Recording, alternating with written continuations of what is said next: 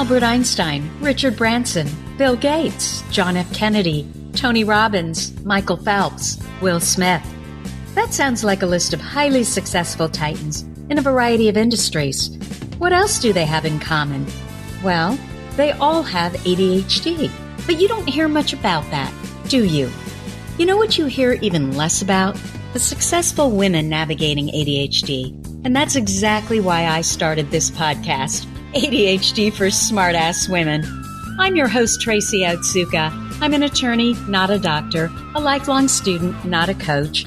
I'm also the creator of Courtography, a patent-pending system that helps people like you figure out what they should do with their life. And we're here today to talk ADHD, your superpowers, your symptoms, your workarounds, and how you proudly stand out instead of trying to fit in. I credit my ADHD for some of my greatest superpowers. And you know what?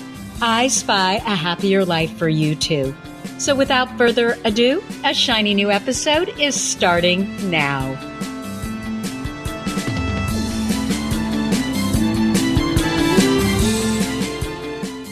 Hello, I'm Tracy Otsuka, and I want to welcome you to episode 8 of ADHD for Smartass Women. Why am I always late? One of our members of our ADHD Facebook group, her name is Tanya, created a post in our group that I thought was so relevant and so good that I decided to build a podcast episode around it. And this is what she said. So Tanya is very well educated. I think she went to Harvard, and her entire life, she has struggled with time. You know, she said, I am a smart woman. I'm ambitious. I do get things done. But why is it that I always think that I can do more than I actually can do? And what happens is I'm so optimistic about time that I'm never on time. I want to know why it is that I have always struggled with time. So much so that I've actually interviewed people that I know that are always on time to ask them, why is it that you're always on time? What do you do that I don't do? Now, Tanya had a sense that time doesn't flow for her the way it does for other people. She has the sense that she's just kind of illiterate around time, and she's constantly trying to cram one more thing in. What Tanya also noticed is that for her to be on time, she has to concentrate completely on just being on time. And she has a problem making this her whole mission in life for every day. She just sees it as a waste of time. I could totally relate to what Tanya was saying. I really struggle with time in all areas as well. And now what I want to do as far as with our podcast is I really want to limit the time to 25 to 30 minutes maximum because ADHD. And so what I'm going to do for this particular podcast on time is I'm going to split it into 2 parts. So part 1 is going to be all about why does the ADHD brain struggle with time? I am answering Tanya's question. I believe that in order to make changes, if that's what we want to do, if we want to become better at something like time, first what we have to do is we have to understand why is it that we do what we do. Once we know that, then we can develop workarounds that work for us. And that's going to be part 2, which will be next week. It'll be workarounds if we want to get better around time. First of all, I want to tell you a story. So when I was dating my husband, it was the 3rd date. And I was between law school and graduate law school. And so I was still considered a student. So I had a student discount to the ballet. So I could buy season tickets for, I think it was half the price. And I really loved the ballet. I credit ballet for 10 years of my life, helping me to really focus. It was extreme exercise. I danced probably 6 days a week, most of the time, an hour and a half to 2 hours a day. And it really helped me with my focus. Anyway, I loved ballet. It was the 3rd date with what I didn't know, but he's now my husband. And I decided that I was going to invite my date, Rich, to the ballet. And so because it was the ballet, of course, I got all dressed up. And the idea was that I was going to meet him at his apartment in San Francisco. I was late, as usual. And I got out the door and I'm thinking, okay, maybe I'm going to be 20 minutes late. Got onto the freeway. The freeway at that time was never busy. You could normally just sail through. Well, this particular day, I was wrong there was tons of traffic, there was a car accident, and I was literally stuck in traffic for another 25 minutes.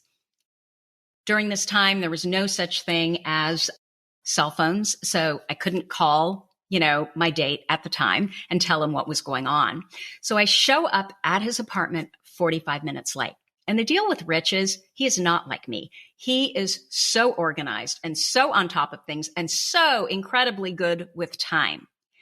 He is sitting out in front of his apartment in a cab with the meter running, and he's been sitting there for 45 minutes. And I just totally panicked. And so what did I do? Well, I got there and I lied. And I told him that, I was heading down the freeway. I was halfway here and I suddenly realized I forgot the tickets. So I had to go back home. I was living with my parents at the time. I had to go back home to get the tickets. And that's why I was 45 minutes late. And that was just kind of how my life was going. Usually I was always late. I was always 15 or 20 minutes behind. And I remember thinking, who does that? I mean, that is so incredibly selfish. It must be a character flaw. Why is it that I am the way I am? I didn't know at the time that I had ADHD. I also had no idea until recently that ADHD is connected to time. And this is the deal. Most of us with ADHD, we don't have a practical understanding of what time even means. We don't know how many minutes, hours, days a project might take, because a sense of time is one of the executive functions. And remember, that is what ADHD is. We have a problem with our executive functions. Now, if we worked on an assembly line, time management wouldn't really be that important. I mean, obviously we'd have to show up for work on time, but once we got to work, we wouldn't really have to plan anything because it would all be done for us. But for any of us who don't work on an assembly line, we need to know how to manage time. And I have to tell you, even simple things like not being late in the morning, taking a shower and drying my hair, putting on my makeup, I still had no idea how much time it takes. And I'm how old? And I still haven't figured out these pieces? Let me give you another example. So I enjoy cooking and I like cooking for company, but I was never able to schedule and plan. So it kind of limits what I can do and what I can cook. I will literally put a schedule together with all the different times that everything has to come in and come out. But the minute my adrenaline kicks up, I cannot even focus at all. I have no idea what needs to happen when. And so what I've learned to do is I just put my head down and I work. I'm never sure how long things are going to take me, but ultimately, if I just put my head down, I will know that at the end, I'll be done. I might be a half an hour late with dinner, but I'll be done. And that's pretty much how I've lived my life. Now, couple months ago, I decided, you know what? I'm going to time myself. I want to know how long these things take. For example, if I'm making a shrimp dish, I can't remember what I was making, shrimp Creole maybe. And I had, planned, I had put everything together and I said, okay, I have to clean the shrimp. I have to deshell the shrimp. I have to saute the shrimp. I put down everything that I needed to do to get those shrimp into the finished dish. And I have to tell you that I estimated 3 times less than it actually took me. I think for shelling the shrimps, I put 15 minutes. It ended up taking me 45 minutes. And I was absolutely shocked. I had no idea. And how many times have I shelled shrimp? More times than I care to admit. So time, like ADHD and a lot of things we struggle with, it's on a continuum, meaning some of us struggle mightily with time and others of us don't struggle at all. I'm terrible all around. I'm terrible with managing time, being on time, underestimating time, organizing my time. Now, my son, who has ADHD, he is never late. In fact, it's almost like it's a value that he's built in that he will not be late. But planning a project that's due in a week, he's much worse than I am at that, unless he's interested. Now, I'm rarely late professionally, but I'm usually late personally, like 5 to 10 minutes. Why is that? Well, I think what it is I have made it a value to be on time professionally because I don't want to be seen as a flake. Now, we had a poll in our group all about time. And again, one of our members, Jennifer, commented on the fact that it is really important for her to be on time. She is never late. And I asked her, is that a value of hers? And she said, yes, timeliness is definitely a value. Now, if it has to do with friends, I'm a little later, usually 5 to 10 minutes. And if it has to do with my family, I am really late. I mean, even a brand new boyfriend who I really liked, who I didn't want to think that I was a flake, I still could not get it together. So I did a bunch of research on ADHD and time because for me, this is something that I decided this year I am going to finally crack it. Like everything in life, the better we understand something, the more apt that we're going to be able to do something about it and actually change, right? So for many of us, time has to be learned. We have no ability to feel a fluid shifting of time. In order to understand time, you have to physically see and feel time, and we can't do either one of those things. Beyond that, if we're easily distracted, it really doesn't matter what practical strategies we put in place, right? We create a schedule, we know we have 2 hours to run a certain errand, and then shiny object here, shiny object there, and we are all over the place. And suddenly, the schedule that we put in place, the 2 hours that we said, this is when we're going to run those errands, metamorphoses into 4 hours. That other more distracting thing feels so much better in the moment than the thing we're supposed to do. We also have hyperfocus when we're really interested, right? And guess what hyperfocus is? Hyperfocus is actually a lack of awareness around time passing. We lose track of time. If we're bored, 5 minutes feels like forever. But if we're interested, 5 hours, it can feel like 5 minutes. Let me give you an example. My husband hates to go grocery shopping with me. He literally will sneak out so that I don't go with him. And I sort of learned that he's so much better at it. Maybe I shouldn't be there unless, I really, really want to for a specific reason. And part of the reason for me is that there are so many bright and shiny new things there. Like, for example, if I go to Costco, there's always something new. And I love things that are new. I want to try everything, right? And I take forever. So not only do we end up taking way longer than we would if my husband just went and did the grocery shopping, but we spend much more money than we would if I wasn't there, right? And we end up buying all this stuff that ultimately none of us use, and it's a waste of money. So on top of all of these things, we have working memory issues because working memory, that's also an executive function challenge. We can't remember what we're supposed to do. I mean, I oftentimes will go into a store to pick up a few items, and 30 minutes later, I'm walking to the car because I was so distracted in the store, and I totally forget that my family is sitting in the car. Now, they have learned that this is how my brain works. So usually they will send me a text and say, are you okay in there? Should we, get someone in to come help you out? But I forget. I'm in the store and I'm so distracted. I'm so interested in everything that I'm seeing that I totally forget, number one, what I went in there for. And number two, that there are people waiting for me in the car. Why is that? Because we're all about now and not now. That is literally how our brain works. We have what Ari Tuckman, who's a psychiatrist who specializes in ADHD, or maybe he's a psychologist. Anyway, we have what he says is future myopia.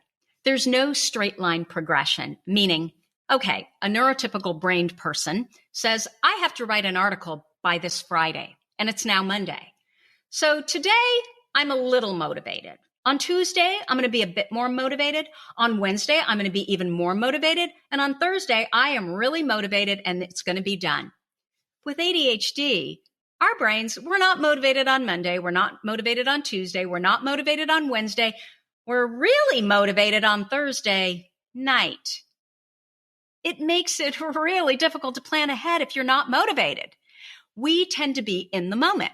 right? There's now and there's not now. We don't feel that sense of urgency that the future is coming until it's literally right there in front of us, knocking on our door. So no wonder that motivation is a problem with us. We also argue with time a lot. I don't know if you do this, but I certainly do it. When I don't feel like it, I can do it tomorrow. Oh, it's not really that important. I don't feel like it right now. But I bet you I'll feel like it much more tomorrow. And because it's due the next day, I'm going to be more motivated. What else? Well, time and emotional regulation go hand in hand because it's our feelings about time that cause the struggle. And I know that emotion is not in the DSM, but if you talk to any ADHD expert, they will all say that emotion and emotional regulation is a huge part of ADHD. So it's our feelings about time that causes the struggle. We have problems feeling ourselves in the future. We also like to stay with things until they're done, right? That hyper focus. We can't start, but once we start, we can't stop. And if it's something that we've been struggling to get done, we don't want to stop. We just want to get it done. Now, I am not talking about people who are consistently 15 minutes late or 15 minutes early. That's not a time issue. That's about beliefs. Like, for example, I, for one, have a belief that you don't show up to a party on time, that's just rude. And I think it's because if I am hosting a party and someone's on time, I'm always going to be 15 minutes late, 15 minutes behind. And so I'm like, oh my gosh, how could they be on time? Or I know a lot of people feel like, oh, it's okay to be 5 or 10 minutes late. I think with me, 5 minutes, I'm okay. 10 minutes, I start thinking, oh my gosh, this is so rude. So we're not talking about beliefs. What we're talking about is an erratic, like you don't even know why you start getting ready for a 10 a.m. meeting at 7 a.m. and you could still possibly be late. That's what I'm talking about here. And I think a lot of it is we prefer to live in an unconstrained flow of time where we can smoothly move from one thing to another when we feel like it. That's the natural flow for our brain, but it doesn't really work well in our farmer-driven society, which is all about planning and scheduling. And, everything we do is pretty much controlled by time. We often also resist putting things on our calendar because we might not feel like doing it when we have it scheduled. And this totally hits home with me. It hits so close to home with me. I can't stand to have recurring appointments on my calendar. It just makes me uncomfortable. I also don't really like scheduled lunches during the week. I love to work, and the scheduled lunches completely interrupt my flow. Usually it takes me until around 11 o'clock to really get into the meat of what it is, like my to-do list items. Around 11 o'clock is when I start getting into the flow. And if I have to jump off at 12 o'clock to be able to get somewhere by 12:30, it totally interrupts my flow. My brain, the ADHD brain, also, it doesn't like making decisions. I can't coordinate time. So someone needs to tell me what time they're available. They need to give me 2 times. And I've told friends this a million times. Don't make me do it because it's not going to happen. It's not that I don't want to see you. It's that I cannot take the time to make that decision. I'm going to avoid it, to have to go into my calendar and figure out, okay, what days can I be there and what might it conflict with? So if you tell me these are the 2 times I'm available, it's super simple for me to just go into my calendar and commit to one, and I will be there. And this is a problem with emotional regulation. I have really strong feelings about this, and it feels constraining, and I'm worried that I'm going to pick a time that's ultimately not going to work. And it means that I have to go into my calendar and I have to really think through and I have to plan, is this a good time? And I hate doing that. Versus if you give me 2 times, I will just plan around the time that I choose. Now, if I pause, I can go back into my history and I can remember that every time I go, I may not initially want to go, but literally once I get myself into the car, I am so happy that I'm doing it. I am so happy I put something on the schedule for a friend because I know that that's important. So I've learned how to ask for help. I'm not good at this planning, scheduling thing. So even if it's my turn to ask, can you do this for me? And give me those 2 dates and then I'll do something else, in exchange. That's really too why I kind of prefer recurring events, not weekly recurring events, but for example, getting my hair done. For years, I fought it, and I would never schedule the appointment when I was there getting my hair done. I would wait until I looked in the mirror and I couldn't stand it anymore, and then I would have to wait 2 weeks to be able to fit into, my stylist's schedule. I have finally learned that if you plan now, it's so much easier because I now know it, depending on the haircut, it's usually anywhere from 6 to 8 weeks where I can't stand it anymore. So if I just book that appointment, if I discover that I don't need it, I can always reschedule it. But usually I do need it and I will plan my schedule around it. Bottom line, it's really hard for us to activate and get excited about future goals. And it probably explains why we may have trouble starting anything that involves the future, right? Because it doesn't trigger that motivation. This also means that nagging, lecturing, yelling, it really doesn't work. I have literally told my husband, just lie to me. And when he doesn't, and we're late about, I'll tell him, lie to me about what time we need to leave or what time we need to be there. But if he doesn't do that and we're late, I just blame him, right? Now, this only works for events and appointments where he's present, It doesn't work for things that I have to plan on my own. But it's kind of the workaround that we've developed, And what's funny is he's learned kind of so he lies to me when it's something that's important to him. He doesn't always lie to me when it's something that's important to me. And so that's kind of kept me on my toes because otherwise I would think that, I always have 30 more minutes or I always have 15 more minutes. But, in this way, I'm never quite sure. So it does keep me more timely than if I thought that he was always telling me the truth about time. So we struggle with time because, number one, we don't see or feel time. Number two, we're easily distracted, right? We're all about the bright, shiny objects. So even though we set up all kinds of structures for ourselves, we still may get distracted and be veered off course. Number three, we hyperfocus. And when we hyperfocus, we don't want to stop. Number four, we have working memory issues. We forget what we're supposed to be working on. I'm sure you have all experienced the situation, or most of you have experienced the situation where you're working on something. Like, for example, I'm working on researching a podcast episode. I have a question. I go into Google. Suddenly I see Facebook. Then I get into Facebook and literally 30 minutes later, I look up and I can't even remember what I'm working on because I've gone down that rabbit hole. Finally, we struggle with time because emotional regulation. I don't feel like it. I don't like making decisions. I don't want to do it now, but maybe I'll want to do it then. All of those things. Now, I also resonated with one of our other members, her name's Jasmine, who posted in our poll as well, that it's the inconsistency of ADHD that is really the struggle. It makes you question ADHD because her comment was, there are things that I am so timely on. I will never be late. But there are things that I'm always late on. So it really makes you question, is this really ADHD? It's that inconsistency. And I could totally relate to that because there are certain things I don't struggle with at all. Like, I consider myself a decision-making machine. If there is something I want to get done, I make the decision and I do it. But something as silly as scheduling a lunch with a friend, why is that so incredibly difficult? Anyway, next week, I am going to talk about what we can do to be better around time now that we know why we're not good around time. And I'm going to tell you what has worked for me. Now, I haven't mastered time, but I have to tell you, I have gotten so much better at it because I now understand myself better. I understand why it is that I am the way I am. Number one, first, we need to understand why we do what we do. Second, we have to know who we are in all this, what's important to us, what we're passionate about, the neighborhood that our purpose lives in, so that we're spending our time on moving things forward that are important to us. We're going in the right direction. Once you have, let me back up.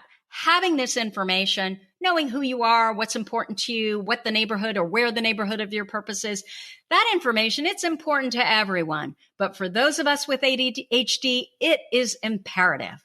Why? Because we have interest-driven brains. Where we're interested is where we will naturally be more successful because of hyperfocus. Once we have that information, only then can we really build workarounds for our particular brain that moves our life forward in the right direction so that we can be more of who we really are. If you don't know what you really want, then no wonder nothing is working. And that's why I developed the patent-pending cartography system. As always, you're listening to ADHD for Smartass Women. If you like what you're hearing, I would so appreciate if you drop us a review. If you'd like to know more about me, cartography, or if you have a comment, a guest you'd like me to interview, or a topic idea for this podcast, feel free to contact me. If you go to my website at tracyotsuka.com and you click on podcast in the navigation bar, there's a microphone right there in the header where you can leave me an audio message. You can also reach out to me at tracyotsuka.com. Thank you so much for listening, and I will see you next week.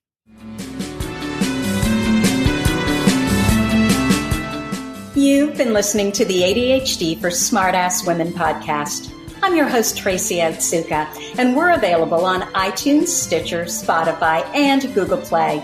If you liked what you heard, we sure would appreciate a review. And not coincidentally, ADHD for Smartass Women, well, that's also the name of our free Facebook group. Go look it up. We're a totally smartass community of successful, ambitious women who share our ADHD wins, questions, and workarounds. We'd love to have you join us. You can also find all my details over at tracyotsuka.com. Don't forget, I spy a happier life for us, and I'll see you again next week.